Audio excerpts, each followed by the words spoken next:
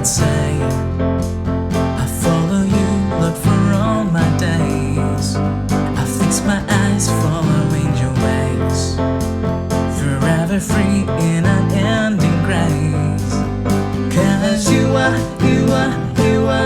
my freedom. We lift you higher, lift you higher. Your love, your love, your love, never ending. Oh, oh, oh. You are the light in us. Nothing can take your place. You are all we need. Your love has set us free.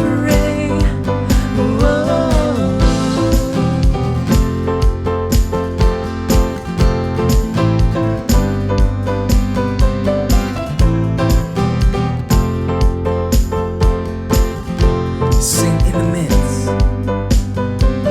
midst of the darkest night, and let your love be the shining light, and breaking chains that were holding me. You sent your son down and set me free. Everything of this world will fade. I'm pressing on till I see your face. I believe that your will be done, and I won't stop till your kingdom come. 'Cause you are my freedom. We lift you higher, lift you higher. Your love, your love, your love, never ending. Oh, oh, oh. You are alive in us. Nothing can take your place. You are all we need. Your love has set us free.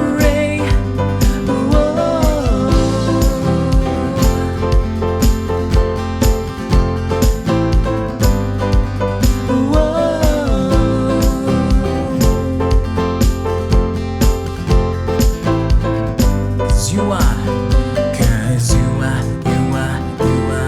my freedom. We lift you higher.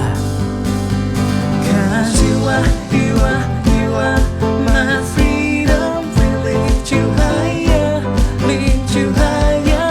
Your love, your love, your love, never ending. Oh, oh, oh. You are alive in us. Nothing can take your place. You are all we need. Your love has set us free. You are alive in us. Nothing can take your place. You are all we need. Your love has set us free.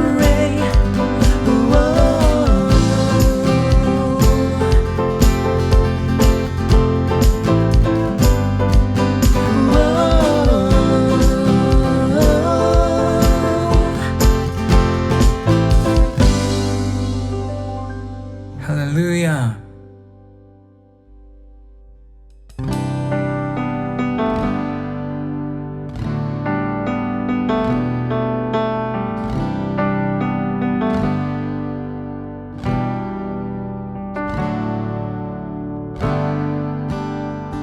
I need you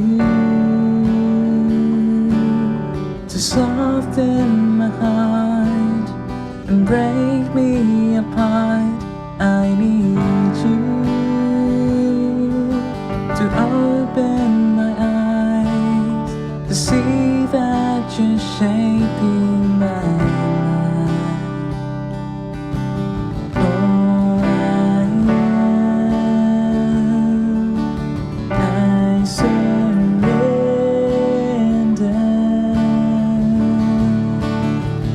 Give me faith to trust what you say, that you're good, your love is great. I'm broken inside, I give you my life.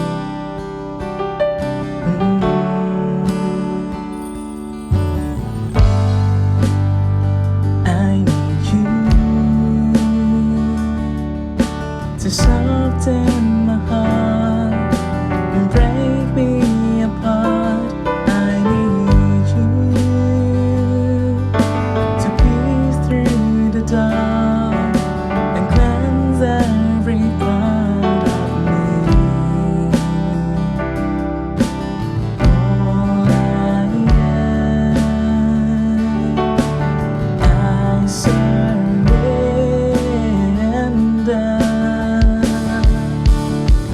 Give me faith to trust what you say,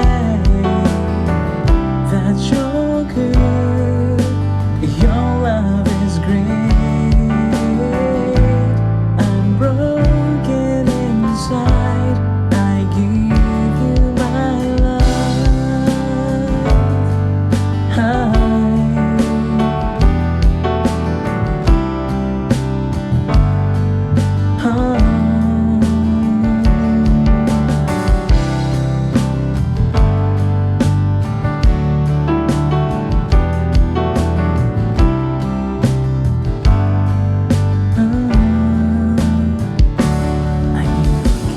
I may be weak, and your spirit strong in me.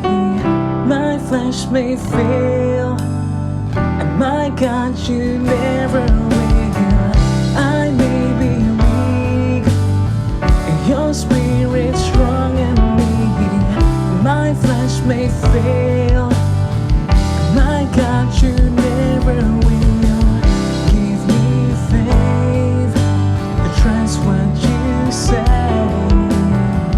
that you're good, your love is great.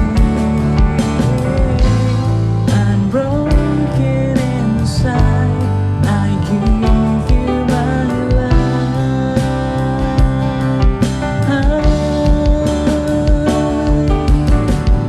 Give me faith to trust what you say,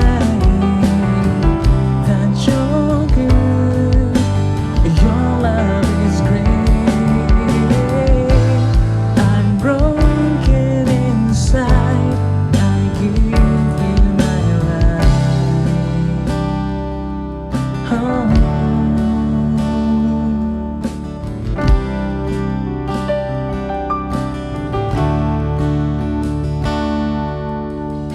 I may be weak, and your spirit strong in me. My flesh may fail, and my God, you never will.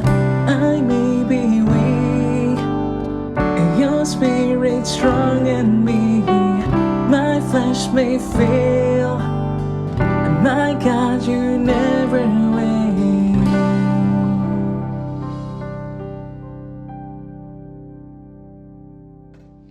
Hai semua, happy Sunday. Ketemu lagi dengan Iyul di Fuse Jakarta Official YouTube channel.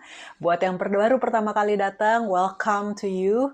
As motonya Fuse, come as strangers, stay as family. Oke, mari kita berdoa. Oke, sebelum kita lanjut ke sermon hari ini. Oke, mari kita berdoa. Terima kasih Tuhan atas berkat yang telah Engkau berikan kepada kami. Biarlah Engkau bekerja, Engkau yang memimpin setiap perkataan dan urapi hamba-Mu ini Tuhan, sehingga memberikan isi hati-Mu dengan baik Tuhan kepada orang-orang yang mendengar hari ini. Terima kasih ya Bapa, biarlah Roh Kudus-Mu yang memimpin, Roh Kudus-Mu yang berbicara secara personal kepada orang-orang yang mendengarkan. Terima kasih Tuhan, in Jesus name we pray. Haleluya. Amen. Oke, buat yang gak kenal, nama gue Iyul, gue dari Fuse Couple. Ya kenapa couple? Ya karena I udah menikah 14 tahun lalu dan dikaruniai oleh 4 anak.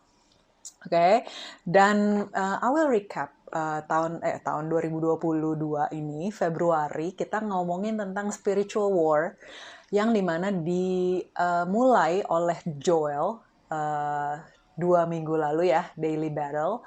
And also kemarin minggu lalu juga Onat juga udah share mengenai 5F. Nah, di sini kita akan ngomongin tentang gimana sih kita be ready gitu. Gimana, siapa sih enemy kita? Kan Joel waktu itu juga ngomong kan di videonya di mana know your enemy and know yourself. Dia quotes dari Sun Tzu, The Art of War. And di situ ya kalau kita nggak tahu siapa enemy kita bisa lengah atau kita nggak tahu nih gimana strateginya untuk hit atau attack the enemy. Dan kalau kita nggak tahu siapa diri kita pun juga nggak akan bisa pede ya untuk melawan enemy kita. Nah, yang pasti hari ini kita akan ngomongin tentang gimana caranya. Gimana sih biasanya enemy itu attack tuh pada saat kapan gitu. Nah, gue mulai dengan satu cerita ya, satu cerita. Ini nggak ada hubungannya sih sama perang sama sekali ya. Nah, jadi terakhir ini si Austin lagi suka nonton. Austin itu anak ketiga suka nontonin video klipnya Sugar by Maroon 5. Nah, di situ kan lagi ada wedding, terus si Maroon 5 ini crash the party dengan bangun stage stage yang pop up stage gitu, and akhirnya mereka yang di undangan tuh kayak mikir nih siapa, terus ada juga yang disamperin kayak nanya, guys, what are you guys doing gitu kan. Nah tapi ternyata setelah stage dipasang dan tiba-tiba dibuka Maroon 5 sambil nyanyi dan mereka semua happy, mereka semua surprise, malah ada Bright yang menangis gitu karena terlalu happy kan, kayak oh my god that's Maroon 5 gitu kan. Kalau gue digituin juga gue pasti kayak meleleh ya. Anyway, itu things like that yang akhirnya remind gue gitu, kadang-kadang distraction of my life gitu, kayak ada suatu things yang unexpected, things yang nggak kita pernah pikirkan, sesuatu yang nggak pernah kita plan, itu tiba-tiba ada di depan mata kita tuh, kita melihat itu sebagai treasure atau sebagai pressure ya, sebagai sesuatu yang berharga atau sebagai sesuatu yang membebani kita ya. Berharga bisa juga berharga buat kita jadi belajar, jadi bertumbuh, jadi lebih baik daripada sebelumnya ya kan, karena kita hidup di dunia yang full of uncertainty, ketidakpastian. Nah, gue mau ngomongin tentang orang Israel nih, orang Israel, ya kan? Orang Israel zaman dulu ya, waktu kejadian ya. Gue suka storytelling sama anak-anak, jadi kita storytelling dulu nih ya. Waktu bangsa Israel di zaman kejadian, Tuhan itu berjanji sama si Abram. Waktu itu namanya Abram, belum Abraham.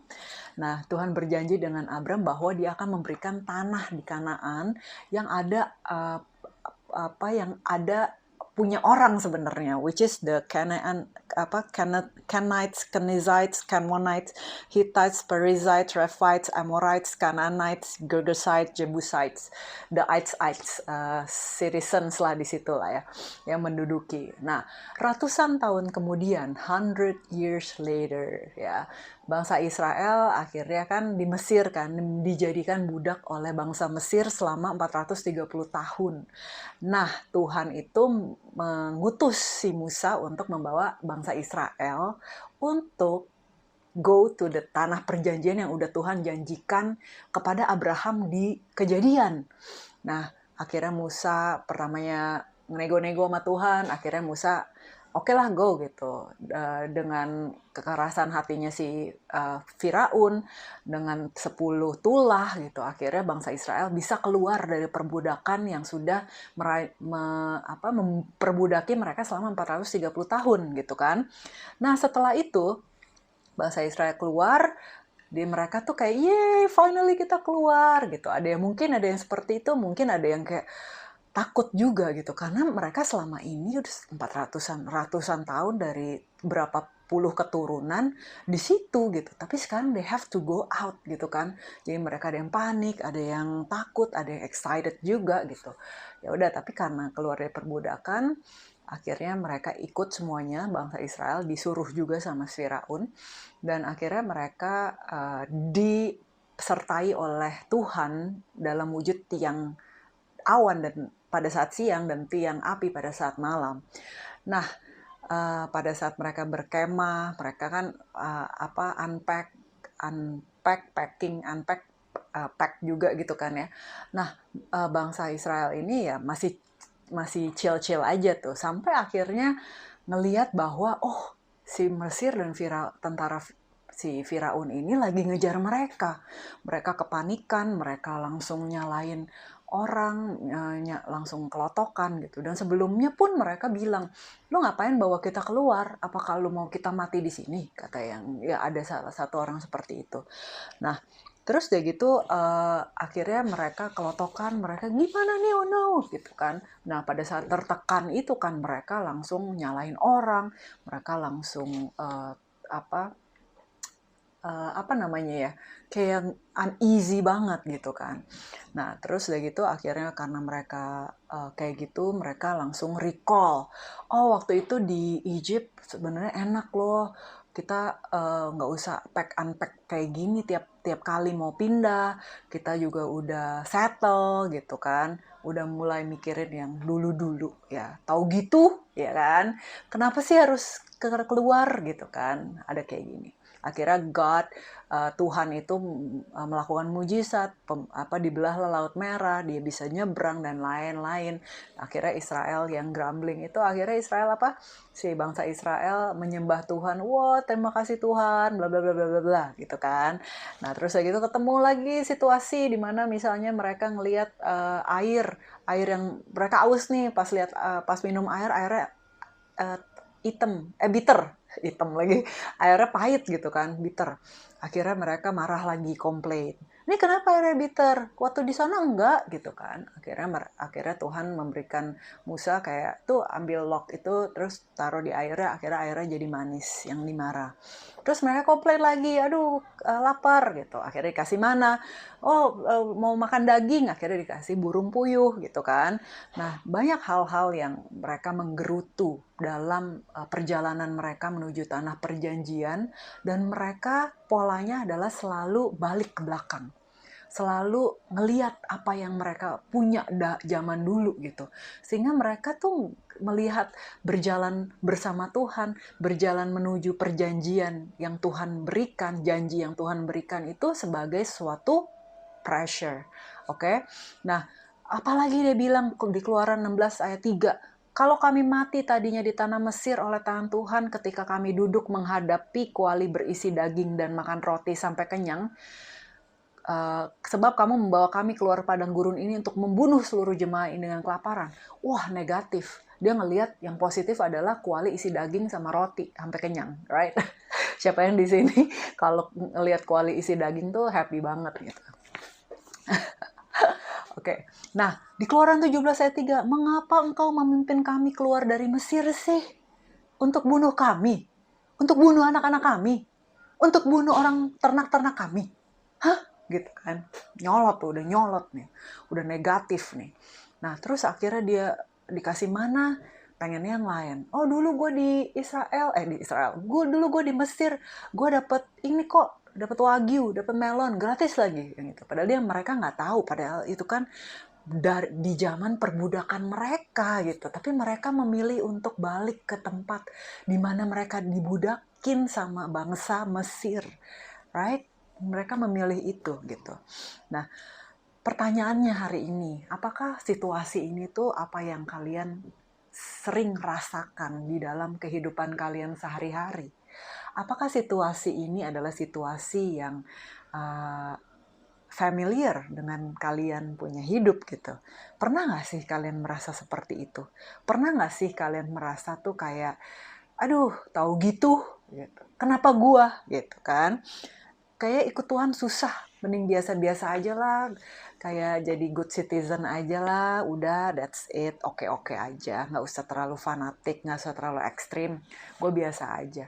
Cuman ingat guys, kita itu adalah orang yang bukan biasa-biasa. We are not ordinary people, we are extraordinary. Karena apa? Karena pencipta kita adalah Tuhan gitu kan. Jadi kita bukan jadi orang yang biasa-biasa aja. We don't settle for less, oke? Nah, jangan juga gara-gara ribet gara-gara repot, gara-gara susah, akhirnya kita mundur dari apa yang udah Tuhan tetapkan di depan sana gitu kan. Padahal Tuhan tahu, guys, di situ tuh the land full of honey and milk. Gila, itu Wagyu lewat gitu kan. Ini madunya udah amazing, top notch deh gitu. Padahal Tuhan udah tahu gitu apa yang dia rencanakan gitu. Nah, jadi story about Israelites di padang gurun ini menjadi pelajaran peringatan buat kita.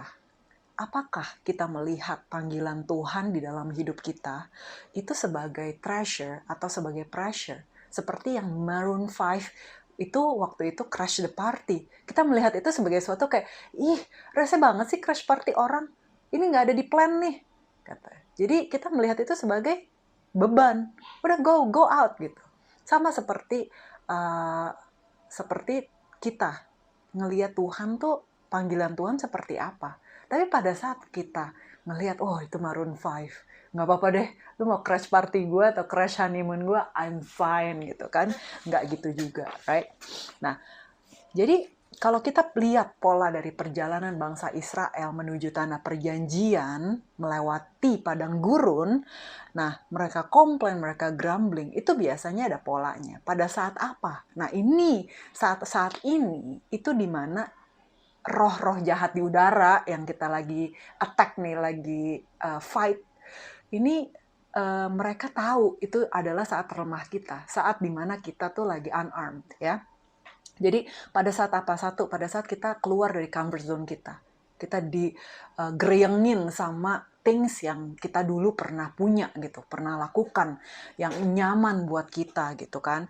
Terus yang kedua, pada saat kita overwhelmed, kita tuh kelotokan sama uncertainty, ketidakpastian hidup. Padahal hidup kita penuh ketidakpastian, gengs. Yang pasti cuma satu, kita akan mati, right? Kita akan ya balik lagi. Tuhan itu ya juga yang pasti gitu kan. Nah, terus udah gitu yang ketiga, disappointed pada saat kita nggak mendapat apa yang kita mau, seperti bangsa Israel di tanah perjanjian, di padang gurun pada saat dia nggak dapat apa yang mereka mau. Mereka menggerutu. Pada saat kita compare sama hal-hal yang udah terjadi sama kita, sama orang lain, kita compare, di situ kita langsung ngeliat kayak, kenapa sih dia yang diberkati tapi gue enggak? Padahal gue udah begini. Ya udah deh, kalau gitu gue gak usah ikut Tuhan deh, gue ikut dia aja. Dia misalnya ngeliatin siapa, gue ikutin dia, tapi gak usah ikut Tuhan. Karena dia gak ikut Tuhan sukses kok, gitu kan. Something like that, karena kita compare, kita ngeliat sesuatu yang orang lain punya, oke? Sesuatu yang sudah pernah kita rasakan gitu. Padahal di depan sana Tuhan menyiapkan sesuatu yang lebih baik, pastinya, right? Pada saat apa lagi yang kelima, pada saat kita capek, pada saat kita exhausted, pada saat kita udah gak punya tenaga untuk sabar, untuk mengajar anak-anak kita dengan baik, karena apa, akhirnya udah capek. Lu ngerti kayak, dari tadi mami udah masak, mami udah cuci piring, cuci baju, ngepel, nyapu gitu. Tapi I udah terlalu sabar, tapi you gak pernah dengerin I gitu. Itu my story, guys. Jadi pada saat kita capek, udah gak bisa sabar lagi, dan itu adalah saat dimana enemy ngelihat, wah ini sasaran empuk nih. Yang keenam, yang terakhir, pada saat kita nggak sadar kalau kita ini di dalam constant war, kita ini di dalam peperangan spiritual kita. Nah, itu dia.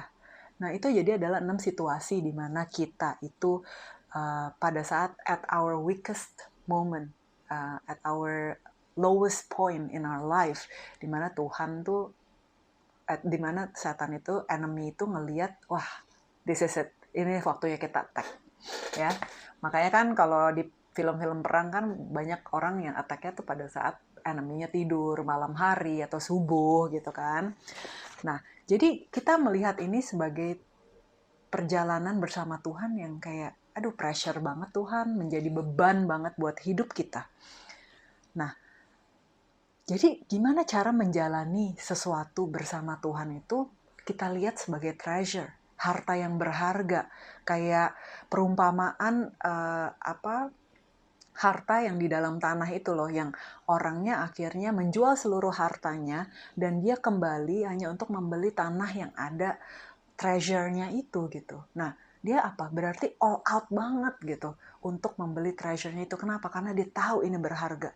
Ya, dia tahu ini wow, valuable banget. Treasure yang dia yang nggak ada apa tandingannya sama apa yang dia punya, sehingga dia menjual seluruh hartanya untuk membeli tanah yang ada harta karunnya ini. Oke. Nah, terus apa lagi? Gimana kita bisa menjalani perjalanan bersama Tuhan, iman kita bersama Tuhan sebagai suatu treasure. Yang satu, know who He is. Tahu siapa dia, kenal siapa Tuhan. Dengan apa? Dengan membaca firman. Dengan mau tahu, oh Tuhan tuh ciptain kita ya. Oh siapa sih dia? Kok dia ciptain kita ya? Ya, kenal Tuhan. Ada satu lagu kan, You are waymaker, miracle worker, promise keeper, light in the darkness, my God, that is who you are. Ya, itu tahu Tuhan siapa dia. Ya, kenapa? It makes us grateful. Tahu, oh Tuhan kita tuh waymaker loh. Dia yang membuka jalan pada saat bangsa Israel nggak ada jalan, dia belah lautan. A promise keeper, apa yang dia janjikan itu selalu jadi kenyataan, ya. And then it makes us grateful, it makes us solid gitu, stand on the solid rock foundation, berjalan bersama Tuhan. Kenapa? Karena dia sama dulu, sekarang, dan selamanya. Dia nggak pernah berubah. He is God gitu. Jadi nggak akan dia love us less or love us more because of what we do, karena apa yang kita lakukan, tapi karena dia sayang sama kita ya karena that's who He is, karena siapa dia, ya kan? Jadi yang pertama, know who He is, ya, kenal Tuhan. Yang kedua, know who we are. Ya, kayak Sun Tzu kan bilang, know your enemy, know yourself. Know who we are dulu gitu. Siapa kita di mata Tuhan, bukan di mata dunia. Siapa kita? Kita tuh nggak belong to the world. Di dunia ini kita cuman sementara, ya kan? Kita itu children yang from God. Di 1 Yohanes 4 ayat 4. Di 1 Yohanes 5 ayat 19. We know that we are children of God and that the whole world is under control of the evil one. Jadi under control of evil one. Kita tuh bukan kita bukan anak-anak dunia, kita anak Tuhan gitu. Under the control of God, bukan the evil one, right? Terus apa? If you belong to the world, it would love you as its own. John 15 ayat 19. Ya. Jadi kalau kita belong to the world love you as its own gitu. Pasti kita akan nyaman-nyaman aja hidupnya, akan oke-oke aja gitu. Karena enemy nggak feel attacked kalau kita nyantai-nyantai aja gitu. Kalau kita berjalan sesuai dengan apa yang dunia jalankan, apa yang dunia tawarkan, ya kan? Yang ketiga, where we heading, ya, purpose kita, price kita, kemana sih kita menuju. Nah, kita harus tahu tujuan kita. Apa yang kita tuju sih, ada apa di depan sana gitu kan. Kita harus tahu itu. Nah, di Efesus 2 ayat 10, Ephesians 2 verse 10, for we are God's handiwork created in Jesus Christ to do good works which God prepared in advance for us to do. Jadi apa? Kita tuh di-create untuk do good works yang udah di-prepare sama Tuhan in advance.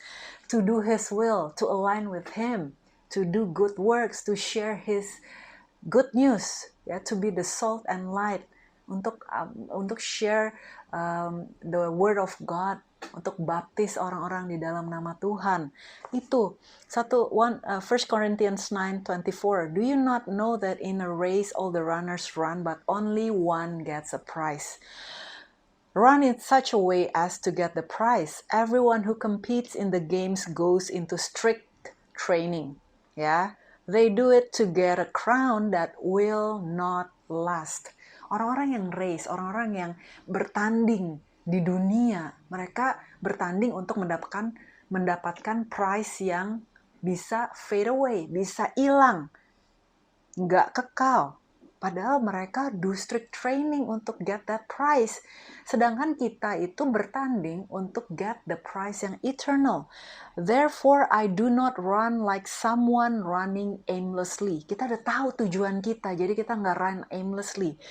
I do not fight like a boxer beating the air. Bukan cuman kayak boxer, kayak petinju yang cuman beating the air kayak latihan. No.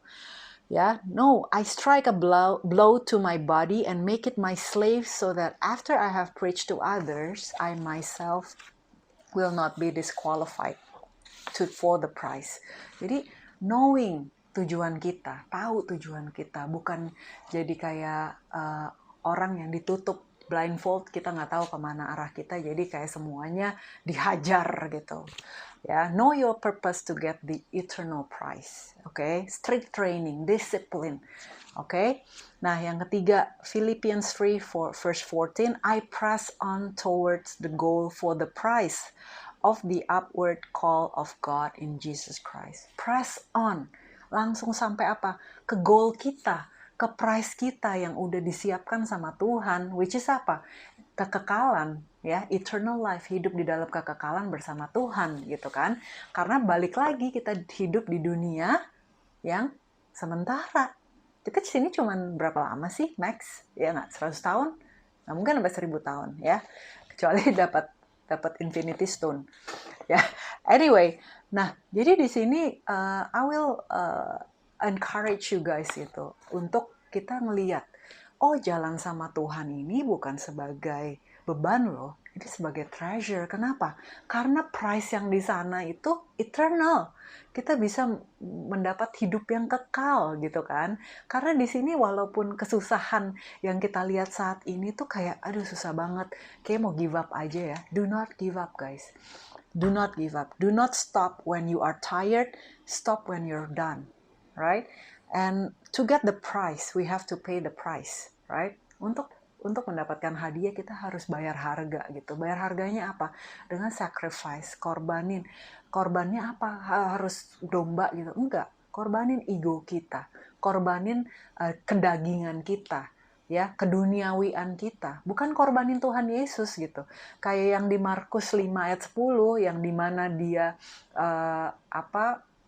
mengusir setan di dalam satu tubuh ya orang, itu malah Tuhan yang diusir. Kenapa? Karena mereka familiar sama orang yang poses ini ya. Jadi kira-kira ceritanya seperti ini. Pada saat Yesus turun dari perahu, satu orang yang poses ini, yang kerasukan ini datang ke Yesus. Intinya mau nanya, ada apa? Pokoknya dia bilang, get out the demon. Siapa nama lu? Legion. Kayak, for we are many, katanya gitu. Akhirnya Yesus bilang, ya udah get out gitu. Tapi jangan keluarin I dari desa ini deh. I still love being here, katanya gitu. Akhirnya Tuhan, dia ngeliat babi, suruh dia usirnya ke babi. Akhirnya dia diusir ke babi. Akhirnya babi itu rush to the lake and then die gitu kan. Nah orang-orang yang terbiasa di sana ngelihat nih orang yang kerasukan, mereka udah sampai rantain si orang ini tapi dilepas. Mereka udah kehabisan akal gitu. Nah pada saat Tuhan Yesus datang, orang ini akhirnya healed, dia jadi normal. Sehingga harusnya orang-orang tersebut, oh that's good, we are happy, karena dia normal. Tapi malah mereka menjadi takut pada saat orang ini normal. Dan mereka melihat possession-nya, hartanya mereka itu terbuang. Bukan terbuang, mati ya, rush to the lake, jadi mati semua babi-babinya. Akhirnya mereka apa? Mereka jadi mengusir Tuhan. Karena mereka itu, harta mereka itu yang mereka lihat adalah babi-babi itu. Yang bisa dijual jadi uang, yang bisa membuat mereka makan dan lain-lain. Akhirnya mereka mengusir Tuhan. Karena mereka nggak familiar, mereka nggak get used to that. Mereka ngelihat kayak, apaan sih lu? Kok dia heal jadi harta gue yang kena gitu loh. Jadi mereka melihat itu sebagai sesuatu yang beban buat mereka. Ya tahu gitu gue nggak ikut Tuhan, tahu gitu gue nggak manggil Tuhan, tahu gitu gue nggak healed. It's okay, gue nggak healed tapi gue oke aja tuh. Tahu gitu orang tua gue nggak heal, jadi gue hidup gue masih enak-enak gitu kan. Nah banyak yang berpikir ikut Tuhan adalah sebagai pressure Dan hari ini gue mau encourage you guys, hey, ikut Tuhan itu treasure. Apapun yang Tuhan lakukan di hidup kita, apapun yang kita lihat di depan mata kita, itu cuma sementara. Coba kita lihat pakai kacamata kekekalan, di mana Tuhan itu sebagai seorang yang mengasihi kita, yang tahu akhir dari cerita kita nanti seperti apa. Apakah kita mau ikut Tuhan? Ya, pada saat kita punya that mindset of treasure, to follow God gitu, itu akan membuat hari-hari kita tuh akan lebih rejoice, lebih joyful ya. Kita bisa rejoice, kita akan lebih joyful, kita akan mengerti pada saat ada beban yang masuk ke dalam hidup kita. Kita merasa itu sebagai, oke Tuhan, gue tahu lu ada buat gue. You are Emmanuel, you are always with us. Jadi gue akan strong. I will align with you, I will depend on you Tuhan, dan gue percaya dengan seperti ini gue akan memberkati banyak orang dengan cerita gue.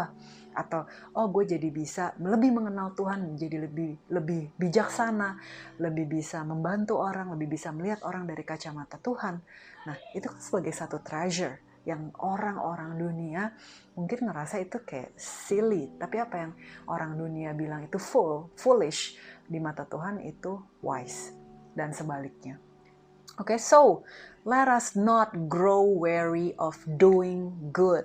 Ya, for in due season we will reap if we do not give up. So don't give up, guys. Tetap pegang iman kita terhadap Tuhan. Jangan ngelihat apa yang enak, yang pleasurable, tapi lihat apa yang Tuhan lihat pleasing Him, yang perfect will. Ya, Roma 12 ayat 2. Do not conform to the pattern of the world, but be transformed by renewing your mind. So you know what God's will, yang pleasing for God, yang good for God, yang perfect will dari Tuhan. Oke? So, aku tutup di question ini. Jadi, bagaimana kita melihat apa yang Tuhan udah kasih buat hidup kita? Ya, apakah kita melihat seperti Maroon 5 yang crash your plan, yang crash your party sebagai treasure, atau kita melihat itu sebagai pressure? Apakah kita melihat our marriage sebagai pressure, our relationship, our children, our duty, responsibilities, our in-law, our ministry? Capek nih gue, exhausted, mesti ngeladenin orang di telepon. Atau kalau ikut Tuhan ya, I have to do extra miles ya. Gue mesti doain orang, mesti dengerin orang problems, padahal gue aja mesti didoain. Gue aja punya problems yang banyak banget. Apakah kita seperti itu? Apa kita melihat kayak, wow God, thank you so much. Banyak orang yang counseling sama I. Ternyata you pakai hidup I untuk ini. Thank you so much God, gitu. Thank you for inviting me in your kingdom, untuk berpartisipasi di dalam purpose Tuhan, tujuan Tuhan dalam dunia ini. Untuk shine your light, thank you Jesus, gitu kan. Atau misalnya kalian melihat spouse kalian sebagai suatu beban, atau sebagai satu treasure, opportunity untuk kalian lebih bertumbuh, untuk lebih mengandalkan Tuhan, untuk lebih memakai kacamata eternity, untuk mendoakan suami atau istri kalian, atau pasangan kalian, atau parents kalian gitu. Jadi mindset ini yang kita harus lihat. Ingat, kita itu ada daily battle, ada spiritual war. Kita harus always be ready, ya. Okay, I think that's all with my sermon, and I wanna invite you guys ya hari ini untuk kalian semua yang udah mau give up your faith. Atau mungkin baru hari ini kalian, Tuhan, I wanna get out from the slavery, I wanna get out from the perbudakan Mesir, perbudakan dosa yang I udah selalu ada gitu. Tapi I wanna follow you God at all cost. Nah, hari ini I wanna invite you untuk berdoa bersama-sama. Ayo kita tutup mata dan kita benar-benar serahkan hati kita. Tuhan, terima kasih hari ini Tuhan kami mendengar sebagian dari isi hati-Mu Tuhan. Kami percaya Tuhan gak ada yang kebetulan. Dan hari ini kami mau Tuhan Engkau bimbing Tuhan, Engkau pimpin kami Tuhan untuk mengikut Engkau dengan segala apapun yang terjadi nanti di depannya Tuhan, kami percaya Engkau akan selalu menyertai kami, memperlengkapi kami dengan kasih-Mu, dengan kuasa-Mu Tuhan. Terima kasih Tuhan, biarlah Engkau pimpin hidup kami, Engkau berikan kami juga hati yang melihat bukan apa yang di depan mata, tapi yang melihat beyond what we see Tuhan, which is the eternal life. Thank you Lord for everything. Thank you for your sharing today. Semoga bisa memberkati banyak orang dan bisa mengubahkan mindset mereka following God as a treasure, not pressure. Thank you Jesus, in Jesus name we pray. Hallelujah. Amin. Okay guys, thank you so much and please subscribe, like and share. Don't forget to know that Jesus is our treasure, not pressure. Okay, God bless you.